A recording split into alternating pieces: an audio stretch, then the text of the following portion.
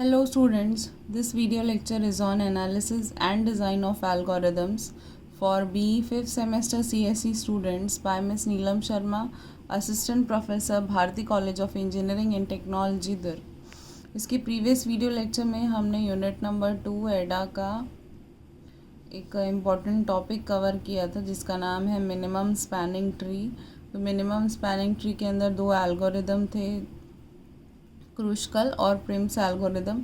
इन दोनों एल्गोरिदम्स पे हमने डिस्कस किया था। कुछ इसी तरह का टॉपिक अब आज का भी है हमारा इस वीडियो लेक्चर का, जिसका नाम है single source shortest path algorithm. So let's see what is single source shortest path. I will first read out in English and then I'll explain it in Hindi.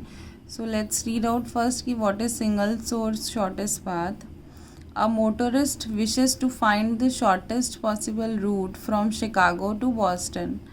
Given a road map of the United States on which the distance between each pair of adjacent intersections is marked, how can we determine the shortest route?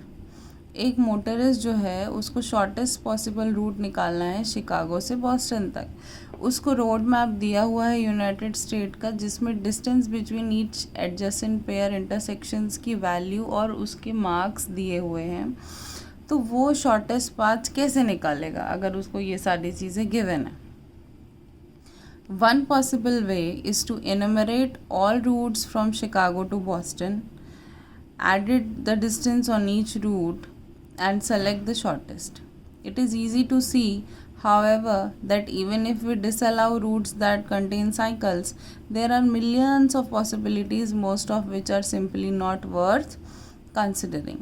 तो एक वे तो ये है कि वो Chicago से Boston के सारे रूट्स को ऐड अप करे और देखे कि उसको सबसे कम कॉस्ट कौन सा लगेगा या फिर उसको सबसे कम डिस्टेंस कौन सा लगेगा। लेकिन अगर ऐसे में साइकिल फॉर्म होगा, उसके रूट्स में अगर साइकिल फॉर्म होगा तो वो फिर अनगिनत पॉसिबिलिटीज़ हो जाएंगी कि इस रूट से भी जा सकता है, उस रूट से भी जा सकता है, ऐसे साइकिल से घूम सकता है। तो वो साइकिल फॉर्म नहीं होना चाहिए इसमें। For example, a route from Chicago to Houston to Boston is obviously a poor choice because Houston is about 1,000 miles out of the way. In a shortest path problem, we are given a weighted directed graph G is equals to VE. Shortest path problem में हमको एक weighted directed graph मिलता है। अब इसके पिछला जो topic हमने पढ़ा था वो डायरेक्टेड ग्राफ नहीं था, वो क्या था, अनडायरेक्टेड ग्राफ। पर शॉर्टेस्ट पाथ प्रॉब्लम में हमको जो ग्राफ मिलता है वो कैसा रहता है, डायरेक्टेड रहता है, with weight W, so that E tends to R, mapping edges real value weights. The weight path P V0 V1 Vk ये वर्टिसेस है, is the sum of weights of its constituent edges. तो सबका summation किया wait और vertices का, तो वो उसके फाइनल डेस्टिनेशन पे निकल जाएगा। तो कुल मिला के इसकी समरी ये है शॉर्टेस्ट पाथ की कि हमको एक ऐसा पाथ निकालना है जिसमें टाइम और पैसा हमको दोनों कम लगे। और क्योंकि ये सिंगल सोर्स है, इसका नाम सिंगल सोर्स है, इसके बाद के चैप्टर्स में हम ऑल सोर्सेज भी पढ़ेंगे। तो एक ही सोर्स जो है वो आपको एक ही दिया है, आपको जो भी निकालना है यहीं से निकालना है। ऐसा नहीं है कि आप इस पाथ से भी ले सकते हैं, इस पाथ से भी ले सकते हैं, जो भी करना है वो आपको स्टार्टिंग पॉइंट से ही करना है। इसलिए इसका नाम है single source shortest path algorithm. तो इसके अंदर भी दो अलग अलग एल्गोरिदम्स आते हैं, तो देखते हैं कि वो दो एल्गोरिदम्स कौन से हैं। तो ये देखिए सिंगल सोर्स शॉर्टेस्ट पाथ जो है जिसके अंदर दो अलग एल्गोरिदम्स आते हैं। पहला है बेलमैन फोर्ड एल्गोरिदम और दूसरा है डिजक्स्ट्राज एल्गोरिदम। तो बेलमैन फोर्ड और डिजक्स्ट्राज एल्गोरिदम क्या होता है ये आगे समझते हैं। तो पहले हम पढ़ेंगे bellman Ford algorithm. This algorithm solves the single source shortest path problem in general case in which edge weights may be negative. Most important point of Bellman-Ford algorithm is that कि जो एजेस के wait हमको given रहते हैं वो wait negative भी हो सकते हैं। आज तक हमने जो भी ट्री ग्राफ बनाया है उनके जो वेट्स हमको गिवन रहते हैं, चाहे वो डेटा स्ट्रक्चर हो चाहे वो एडा हो, वो हमेशा हमको पॉजिटिव वेट्स रहते हैं कि 5 4 3 2 1 या कोई भी ऐसी पॉजिटिव वैल्यू रहती है। पर ये पहली बार आपने सुना होगा कि इस एल्गोरिदम में हमको जो वेट मिलता है वो क्या होता है, नेगेटिव। तो वेट नेगेटिव भी हो सकता है, पॉजिटिव भी हो सकता है, दोनों तरह के हो सकते हैं। Given a weighted directed graph, directed याद रखिएगा कि इसमें डायरेक्टेड ग्राफ होता है। G V E with source S and weight function W tends to E to R. The Bellman-Ford algorithm returns a Boolean value indicating whether or not there is negative weight cycle that is reachable from the source. If there is such a cycle, the algorithm indicates that no solution exists. अगर कोई negative wait cycle exist करता है source से और ऐसा कोई हमको cycle मिलता है तो एल्गोरिदम हमको ये बताता है कि कोई भी सॉल्यूशन उस पर्टिकुलर रूट के लिए हमारे पास नहीं है। और अगर ऐसा कोई साइकिल नहीं बनता तो जो ये एल्गोरिदम है वो हमको शॉर्टेस्ट पाथ निकाल के देता है। ये हमारा बेलमैन-फोर्ड का एल्गोरिदम है। इनिशियलाइज करेंगे सिंगल सोर्स, फिर 1 2 वर्टिसेस ऑफ जी से graph -1, do for each edge u v is the element of E of G, do relax u v डब्ल्यू for edge u v element of E G, do if d of v is greater than d of u plus w u v, then return false, else return true। तो इसका question देखते हैं, आपको तब ज़्यादा समझ में आएगा। ऐसा आपको गिवन क्वेश्चन रहेगा बेलमैन-फोर्ड का, या तो आपको एग्ज़ाम में डायरेक्टली बोलेगा कि सिंगल सोर्स शॉर्टेस्ट पाथ बताइए, तो आप बेलमैन-फोर्ड या डिजक्स्ट्रास में से कोई भी एल्गोरिदम सॉल्व कर सकते हैं। या आपको अगर पर्टिकुलरली एग्ज़ाम में बेलमैन-फोर्ड सॉल्व करने को कहा है और उसने ग्राफ नहीं दिया तो आप ये वाला ग्राफ याद कर सकते हैं अपने सॉल्व करने के लिए। या उसने कोई ग्राफ दिया है तो मेथड अभी मैं आपको आगे बताऊँगी कि बेलमैन-फोर्ड से हम शॉर्टेस्ट पाथ कैसे निकालते हैं। तो ये ग्राफ दिया हुआ है जिसमें यहाँ पे देखिए ये इनिशियल पॉइंट है, ये हमारा जो सिंगल सोर्स वाली बात है ना, ये इनिशियल पॉइंट है। आपको जो भी करना है यहीं से करना और बाकी सारे नोड्स की वैल्यू इन्फिनिटी है। सबके वेट यहाँ पे गिवन है 6 8 7। अब देखिए यहाँ पे नेगेटिव वेट भी है -2 -3 और बाकी सबके वेट और विथ एरो दिए हुआ है। अब हमको जो है फाइंड आउट करना है शॉर्टेस्ट पाथ, इन सारों का शॉर्टेस्ट पाथ प्लस इनके मिनिमम वेट्स, ये जो चारों नोड्स हैं टी एक्स वाई जेड, उनके मिनिमम वेट। तो सबसे पहले जो चालू होगा वो कहाँ से चालू होगा, 0 से, एस से चालू करेंगे। तो ये हमारा गिवन ग्राफ था, तो 0 से स्टार्ट करना है। तो सबसे पहले यही दो नोड्स उससे कनेक्टेड दिख रहे हैं। अब यहाँ पे डायरेक्शन बहुत इंपॉर्टेंट है, तो 0 से 2 ऐसे डायरेक्शन गए हैं हमारे नोड्स पे टी और वाई पे। तो हम जिसकी भी वैल्यू निकाल सकते हैं, अभी वो फ़िलहाल के लिए यही दो नोड्स हैं। तो ये दो नोड्स की वैल्यू हम कैसे निकालेंगे, 0 + 6 तो इसकी वैल्यू क्या हो जाएगी 6, 0 + 7 तो इसकी वैल्यू क्या हो जाएगी 7। बाकी अभी कोई चेंजेस हमने इसमें परफॉर्म नहीं किए। तो ये दो नोड्स की हमको वैल्यू मिली है, यही इसकी फाइनल वैल्यू है। ये अभी हम नहीं कहेंगे, ये हम कुछ देर बाद बताएंगे। फ़िलहाल के लिए हमने यहाँ पे वैल्यूज़ इसलिए लिखी है ताकि हम आगे और प्रोसीड कर सकें। उसके बाद ये दोनों की वैल्यूज़ के लिए अगर हम देखें तो यहाँ से कनेक्टिविटी अगर हम देखें तो देखिए टी से जो है वो एक 5 वाला जा रहा है और टी से एक्स में एक 5 जा रहा है, वाई से जा रहा है। तो यहाँ पे दो लोग आ रहे हैं, दो नोड्स यहाँ पे या दो वर्टिसेस यहाँ पे अराइव हो रही हैं जिनसे हम इस x का वेट निकाल सकते हैं। तो अगर मैं 6 + 5 करूँगी तो ये 11 हो जाएगा, तो ये तो 11 जो है वो ज़्यादा हो जाएगा। और अगर मैं 7 - 3 करूँ, क्योंकि ये माइनस है, तो 7 - 3 करूँ तो क्या आएगा 4। और हमको क्या वैल्यू लेनी होती है शॉर्टेस्ट, इसलिए हम यहाँ पे क्या वैल्यू लेंगे 4।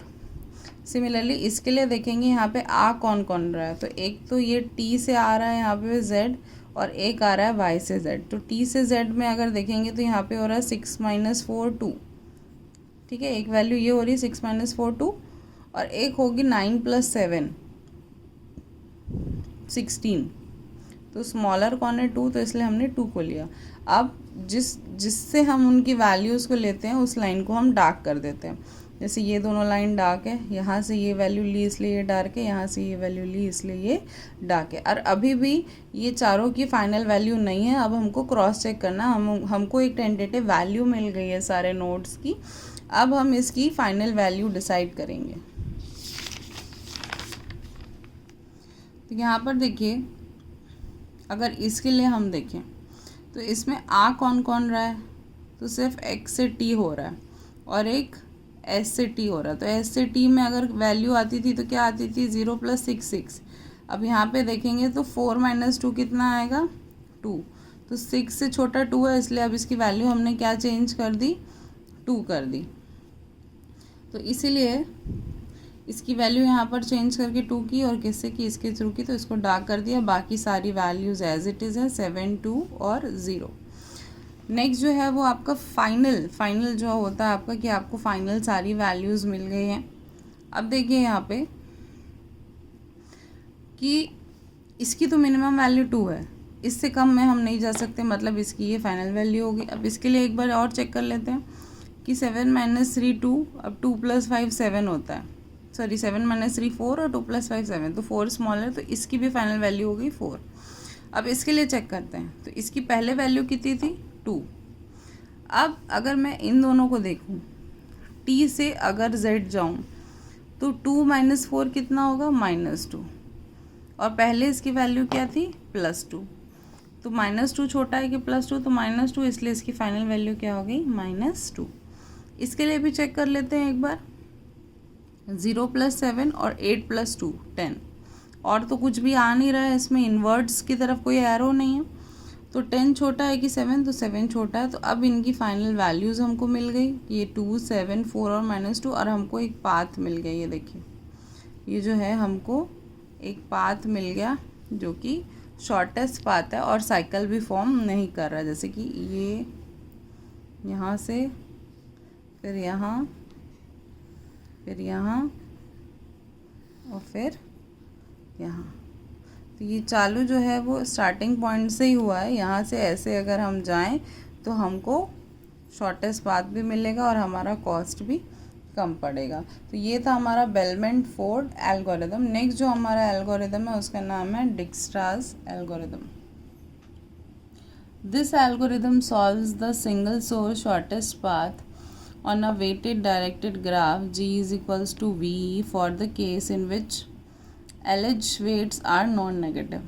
ये एल्गोरिदम जो है वो single source shortest path algorithm directed graph के लिए ही काम करता है, लेकिन इसमें नॉन नेगेटिव वेट्स होते हैं। नेगेटिव वेट्स को हम कंसिडर नहीं करते। As we shall see with a good implementation the running time of Dijkstra's algorithm is lower than Bellman Ford algorithm.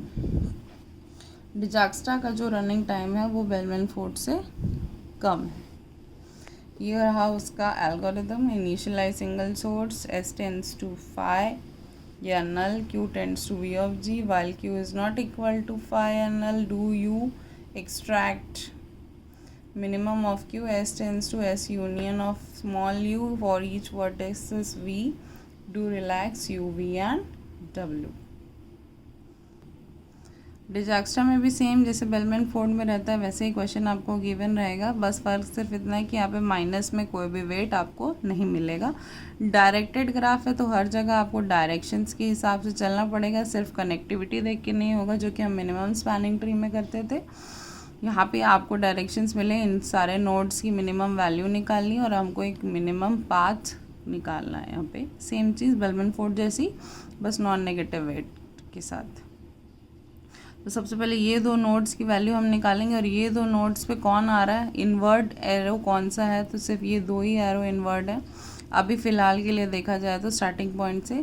तो इसकी वैल्यू हो जाएगी 10 और इसकी वैल्यू हो जाएगी 5। ये देखिए, ठीक है, ये 10 ये 5, इसको डार्क कर दिया। अब हम इन दोनों की वैल्यू निकालेंगे। तो इसकी वैल्यू निकालने के लिए देखिए इसमें इन्वर्ट कौन कौन सा है, एक तो ये, एक तो ये और एक तो ये, तीन इन्वर्ट है। तो 10 + 1 एक वैल्यू होगी 11, 5 + 9 14, और एक ये तो अभी इसकी वैल्यू हम आई नहीं है। तो कैसे निकालेंगे? तो हम एक 5 + 9 कर देते हैं अभी के लिए। तो इसकी वैल्यू नेक्स्ट बार में आएगी 14, ये वाली हमने ली है। और इसके लिए हमने वैल्यू ली 5 + 2 7। तो हमको वैल्यूज़ तो सारी मिल गई। अब हमको क्रॉस चेक करना है कि ये सारी वैल्यूज़ ही मिनिमम है या इससे मिनिमम भी कुछ आ सकता है। तो हम क्रॉस चेक कर लेते हैं सबके लिए। इसके लिए किया जैसे 7 + 6 कितना होता है 13, और पहले इसकी वैल्यू हमने क्या निकाली थी 14, तो हमने इसको चेंज कर दिया 13 में। ये 8 एज इट इज़ है, 5 एज इट इज़ है और 7 एज इट इज़ है। बस वैल्यू जो चेंज हुई है वो x की हुई है। अब बाकी सारे लोगों के लिए देख लेते हैं। अब फिर से यहाँ पे 9 हो गया। देखिए 8 + 1 9, तो 9 जो है वो 13 से छोटा है, तो इसकी वैल्यू होगी 9। बाकी सबकी वैल्यू एज इट इज़ है। तो एक बार चेक करके फिर फाइनल ग्राफ बनाएंगे कि क्या इसके अलावा और कोई वैल्यू भी हो सकती है। तो यहाँ पे जो इन्वर्ट हो रहा था,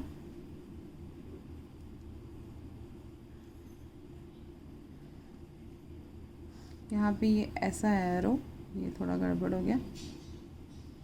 तो यहाँ पे चेक करते हैं कि इन्वर्ट में एक तो ये है, एक तो ये है। तो या तो ये तो 0 + 10 10, या तो 5 + 3 8। तो 8 जो है मिनिमम है, इससे मिनिमम हम कहीं नहीं जा सकते। अब इसके लिए देखते हैं। तो 0 + 5 5 और 8 + 2 10, तो 5 मिनिमम है, तो 5।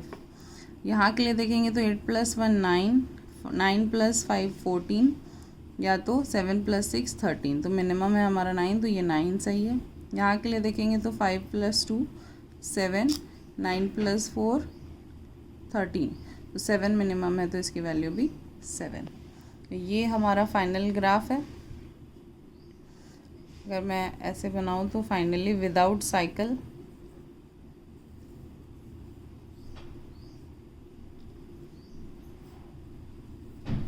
ये हमारा फाइनल ग्राफ है, जिससे हमको फाइनल वैल्यूज़ मिली है। हम उसी को डार्क करेंगे। जैसे इसकी 5 की वैल्यू हमने यहाँ से ली है, ये 8 जो है हमने यहाँ से लिया है, ये x की वैल्यू जो हमने यहाँ से ली है, और ये 7 जो है हमने यहाँ से लिया है। तो कुल मिला के डिक्स्ट्रास और बेलमैन फोर्ड एल्गोरिदम जो है वो बिल्कुल सिमिलर एल्गोरिदम्स है। बेलमैन फोर्ड में नॉन नेगेटिव वेट दिया रहता है और डिक्स्ट्रास में पॉजिटिव वेट दिया रहता है। आपको करना दोनों में यही है। आपको ऐसा एक क्वेश्चन दिया रहेगा जिसमें बाकी नोड्स की वैल्यू इन्फिनिटी रहेगी। उस इन्फिनिटी से आपको उसकी फाइनल शॉर्टेस्ट वैल्यू निकालनी है, सबसे शॉर्टेस्ट। और उसको निकालने का तरीका वही है कि जो जो इन्वर्ट है उस नोड पे, उससे आप क्रॉस चेक करिए। यहाँ पे 2 ही इन्वर्ट थे और उन दोनों में जो शॉर्टेस्ट रहेगा वही इसकी वैल्यू रहेगी। यहाँ पे 3 है, तो इन तीनों में जिससे भी उसको शॉर्टेस्ट वैल्यू मिलेगी वही उसकी वैल्यू होगी। सिमिलरली यहाँ पर भी 2 है, तो इन दोनों को कंपेयर करेंगे। यहाँ पर 1 ही, यहाँ पर भी 2 है, तो इन दोनों को कंपेयर करेंगे। तो ऐसे ही कंपेयर करके आपको एक पाथ भी मिलेगा और सारे नोड्स की शॉर्टेस्ट वैल्यू भी मिलेगी। इसके बाद हम यूनिट 2 का लास्ट टॉपिक पढ़ेंगे, optical storage on tapes and optical merge pattern. Thank you.